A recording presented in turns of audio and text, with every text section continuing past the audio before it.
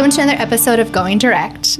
Today we have a kind of a unique episode because we're here with President Tim Edwards and State Rank and File Peter Bochter, and they're going to give us a little update on what's happening with the union, current legislation, what's going on.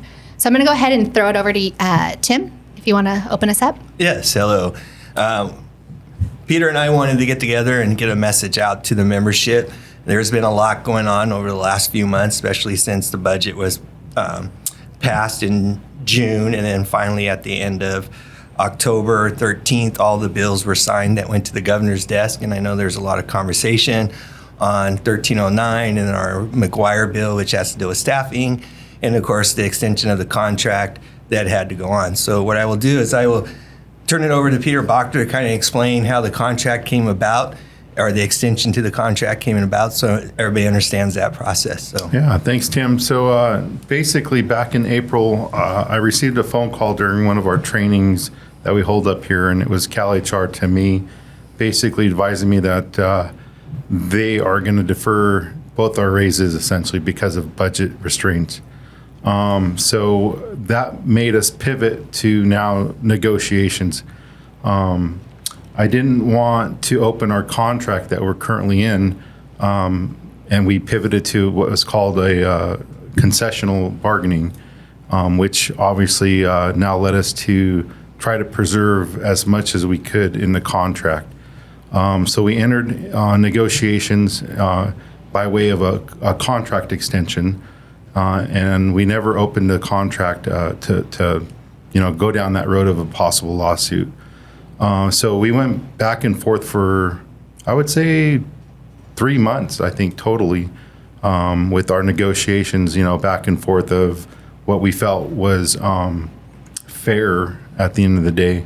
And they came back to us with just, if I can be blunt, just stupid offers. So at the end of it, with the help of President Edwards and we were able to finally strike a deal. And what that deal basically put us at was we got 6 hours of PLPs in lieu of the 2.5 that we were all set to have in July 1. And but we were able to preserve, and for the purposes of calculating overtime and retirement, or if you're injured, the 2.5 in that way. The 6 hours of PLP essentially is the 2.5 in your salary. So that being said, we were successful with keeping the raise that was set for the firefighter ones January 1 of this next year. So they're set to get the 4.25 that we were negotiated in the last contract. So they're set to get their 4.25% in January. We also were successful to put verbiage of a 56-hour duty schedule in the 27 now contract when we started negotiating that. And I believe we were also successful with now and Tim can chime in on this, but the drop program, essentially we would have to hopefully get it done legislatively, but we're going to start the discussions here in February of 26 for the deferred retirement option plan. Another great benefit to our future for this department. yeah, I think a lot of things that was going on, it's important for our members to understand that when this all started and they wanted to come back and defer raises, we immediately teamed up with the Highway Patrol too and tied in with them because we were already working on the drop program bill with them to introduce into legislation. It is actually the Highway Patrol's bill. We are a co-author of that bill to pursue a drop program. But we actually, alongside CHP, went to the state legislators and tried to petition and politic them not to defer our raises. And at the end of the day, that did not work out when the budget was passed. But the defer drop program is legislative. What the language does, it allows CHP and us to sit down at the table and start looking and planning of what that looks like for CAL FIRE. How does the drop program work for us? Where does it go? Where does it best fit? And so by having those conversations ahead of time, it helps with legislation because then when we get to legislation, we can say, well, we have it set up. We're ready to roll. We know how it works. Instead of inventing the wheel after the legislation is passed, we're going to have it before it's passed. Yes. So if anybody's interested of looking at what a drop program is like, the Los Angeles City Fire Department and LAPD currently have the drop program. UFLAC, their fire department union, they've been on a drop program for many years. And if you look up on their website, you can see what the drop program looks like for your futures. It might look a little differently with CAL FIRE, but I think the goal is to probably mirror what LAFD has for all of you. Yeah. So we'll see where that goes. You go to when are you allowed to start? February of 26 is what we're slotted to start creating the foundational groundwork of what that would potentially look like with Cal HR. Yeah. And the reason for the extension of the contract and chime in is really because they had no money. They were deferring the raises to 27 anyway. So there was really no reason to go to the table in 2026 when they're telling us they have nothing for us anyway. Right? You bring up a great point. So when we actually sat down and start doing our counter proposals, I think we both literally told them, well, you're coming to us with a problem. We're going to give you a resolve at the end of the day. And that's exactly how I stated it to Cal HR. You're bringing a problem to us. We're giving you the answers. Whether you take it or not, it's a different look from your side of the table. And essentially, like I said, we asked for the moon and the stars for all of you at the end of the day. But we landed where we landed because of the concession bargaining at the end of the day. I think we did pretty good with this contract extension. They came to us with deferring the one raise till 27, and then the firefighter one raise all the way up until 28. And we essentially said, well, why are we going to the table? I will be talking about money coming January of 26, but you're claiming you're broke till 28. Doesn't make sense to go to the table at this point. This is your way out. We gave them a way out, and we landed where we landed. Yeah, we had to really have them focus on what it meant to the firefighter one, because the firefighter one currently, even as it sits today, is not to a minimum wage of $20 an hour. So by keeping the 4.25 in the formula for January and including the 2.5 in the base salary, it adds to a calculation to make them $20 an hour on January.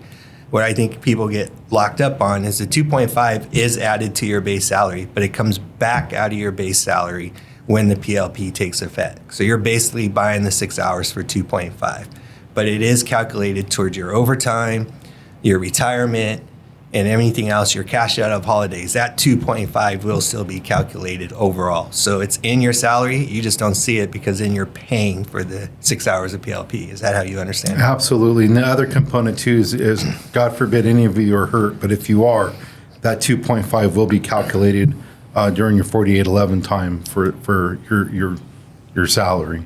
So that's another great benefit. If you're injured, you're getting the 2.5 in during your 4811 time while you're hurt.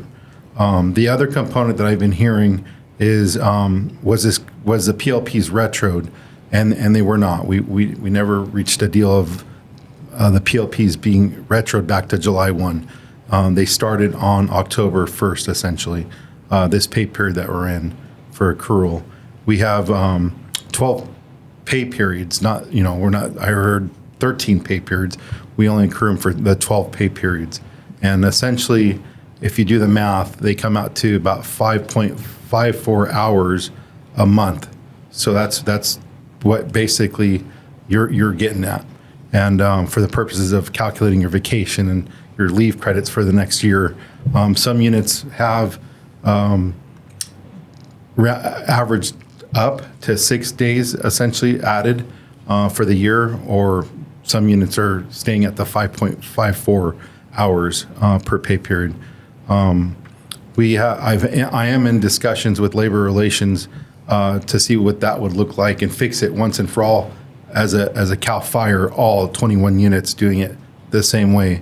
But it's a bigger conversation. But I'm currently in discussions with labor relations with how we can fix that from not every unit doing it differently. Yeah. I think another thing that comes up in conversations with the contract is why we even had to open it up, which, as Proctor explained, we did not open it up. We refused to open it up. We actually held out well past any other bargaining unit.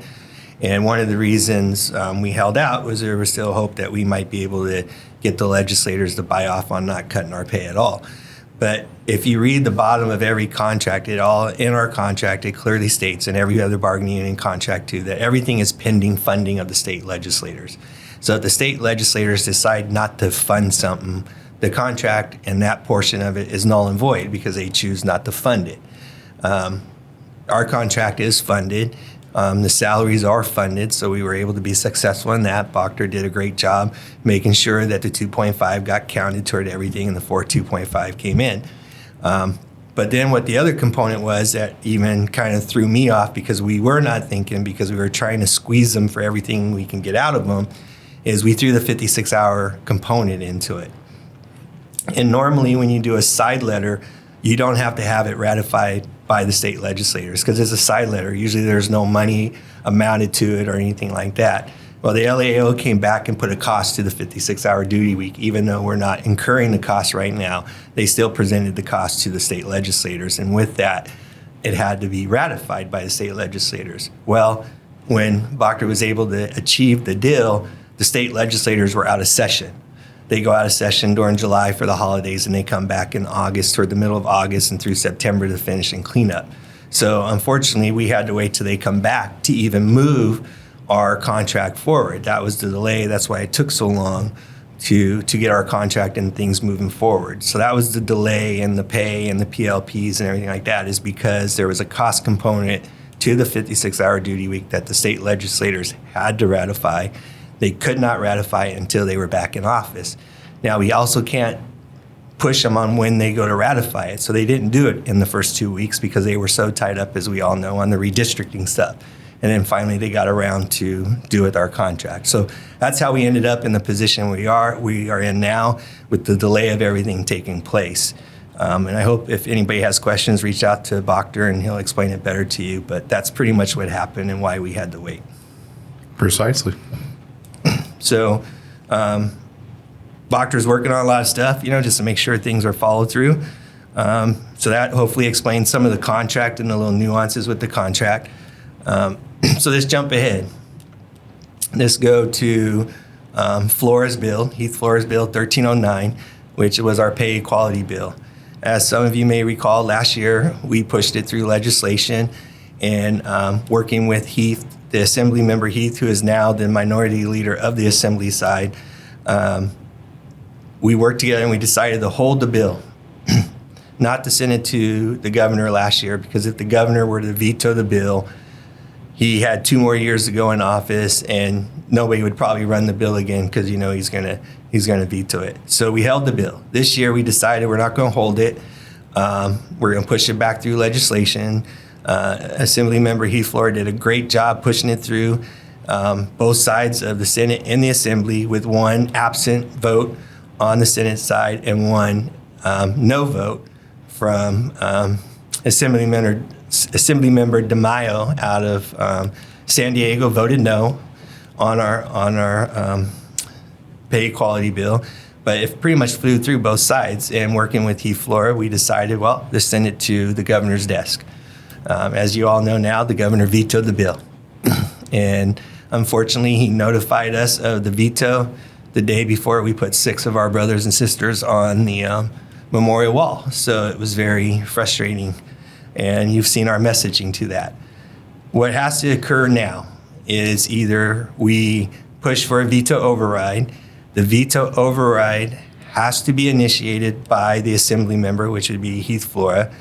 But he has to also do his homework and all his research to make sure if it's even possible, if he feels there would be enough vote. It takes 2/3 of the legislators, both sides of the houses, to agree to override the veto. There has not been a veto override in probably 40 plus years. And just for everybody's record, that veto override was done by Aaron Reed and Associates, our legislative advocates, and it was done on the CHP pay parity bill. That was the last override that ever took place. It has not taken place since. There's a lot of reasons for that. As you guys all know, politics, the House is heavy on one side of the party than the other. That's the ruling party in California right now. But it does not mean the conversation is over. We're going to have the conversation with Heath. He's going to have his conversation with his counterparts and fill people out. And then if we don't get traction on veto override, then the next option is to run the bill again.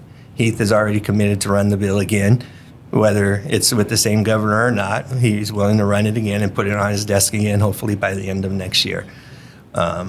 So that's where we sit with the veto override possibly happening. I'll just be quite upfront.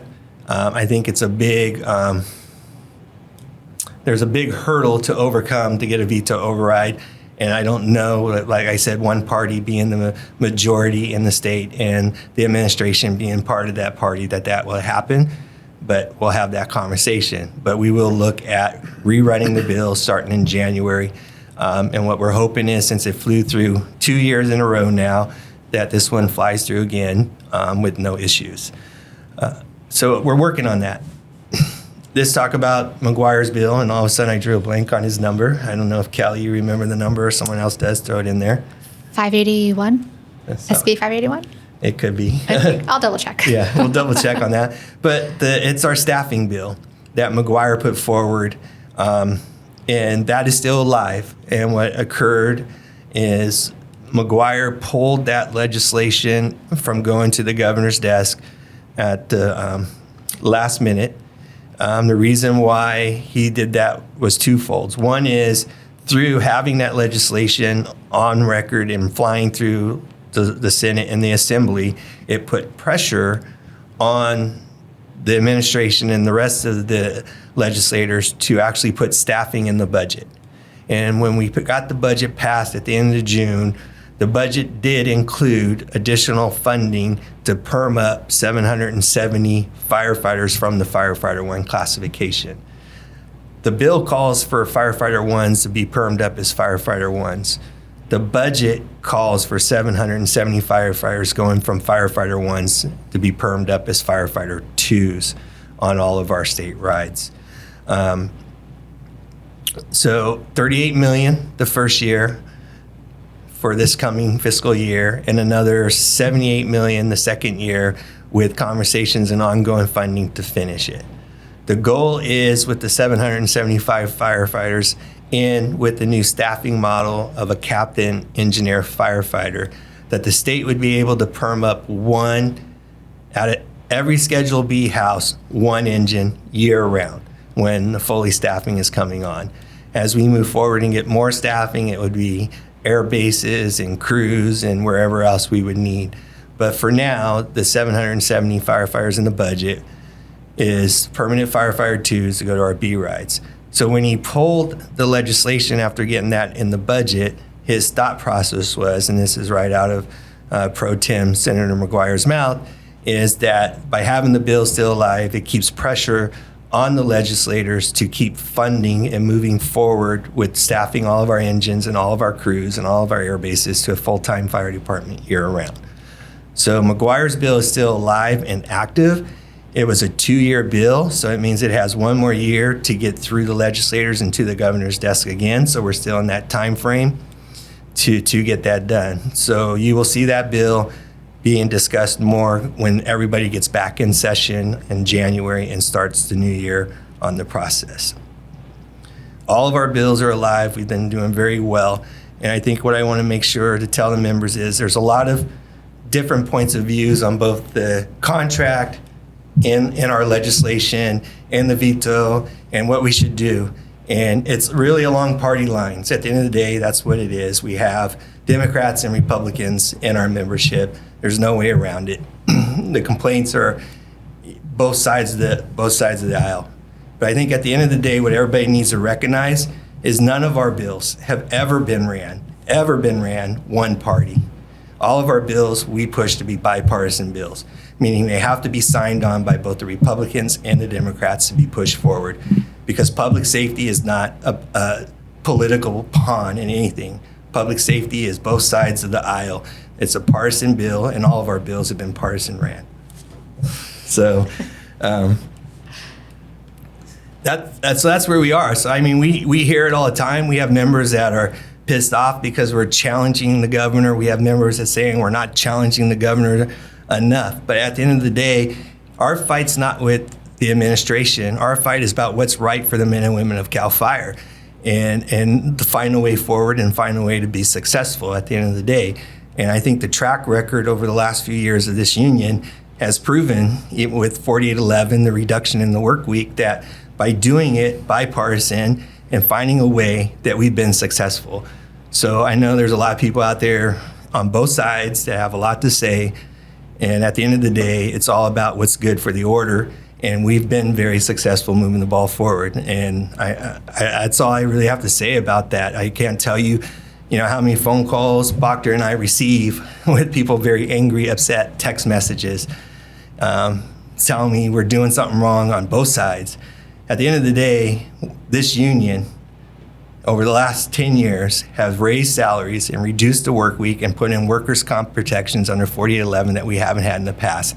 And we've done that because we worked bipartisan with both sides of the party, and we found a way to move and be successful.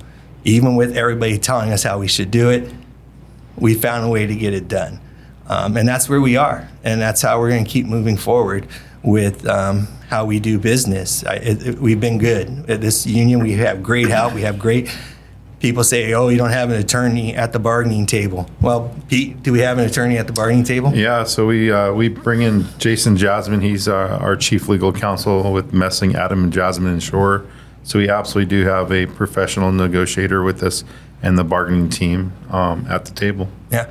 And legislative-wise, we have Aaron Reed and Associates, who've been a powerhouse in the Capitol for well over 40-plus years. They are also the legislative advocates for the Highway Patrol. So when you think the Highway Patrol has something more than we do, yeah, they might, but they got it 40-plus years ago. They now still battle for the same stuff we do. That's why we have joined up with the Highway Patrol and have become very tight with the Highway Patrol to push our message, because public safety should be the number one priority of any governmental body anywhere in the state of California, anywhere in the country. And that's what we believe. Whether you're Republican or Democrat, at the end of the day, public safety should be the number one priority of any one of those parties. 100%. So, other stuff going around. We're hoping to get out and start doing more visits. We're asking chapters to give us our dates to come out and visit them, so Boctor and I can get out and look you in the face and talk to you eye to eye. We're not the men behind the curtain. We're just like you. We're willing to come to anywhere to have a conversation around timelines, but we're really busy. That's why we hope people get their dates when they're holding chapters and district meetings out where we can make them. So we can get out and talk to you, because when rumors get going, it's easier to believe a lie than the truth. And sometimes the truth is not what you want to hear, but you need to hear it. So, got anything else to add there? Do you have any plans on having the members maybe reach out to certain legislators or, assembly people to possibly support the veto override? Do we have plans in the future? I think that's all part of the conversation. I sent a letter that hopefully, if it hasn't gone out already, will go out shortly this week to the legislators. I actually am sending a letter to the legislators, first off, thanking the ones that voted yes for their support of CAL FIRE.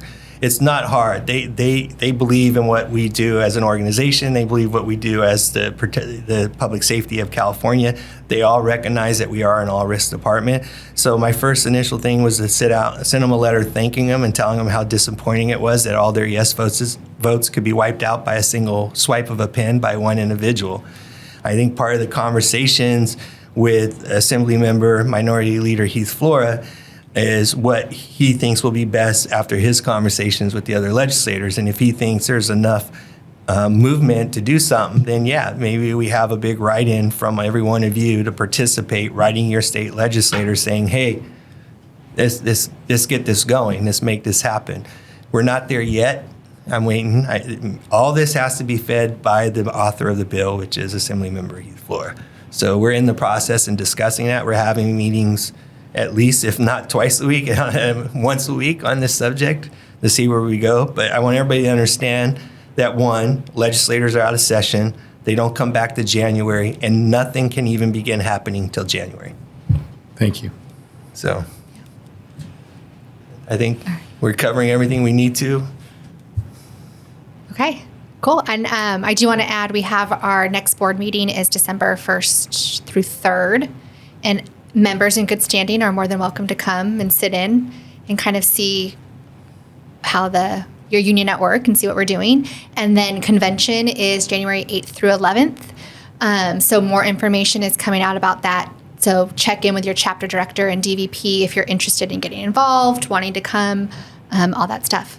Yeah, I think you made a good point. All of our board meetings are open to the general membership in good standing. If you're in the area, you can stop by and sit in. I think it's very good that you sit in, you see how we actually have debate, and see how the board doesn't get kumbaya all the time. We do have good debate on certain subjects. But at the end of the day, the ultimate goal is that we come to a decision and we move forward with that decision. Our convention is in San Diego this year, so hopefully some of the Southern California brothers and sisters can stop by and see it. It'll be down your way this time. Yeah. All right. Well, thanks for joining us. Thanks for you. having us. All righty.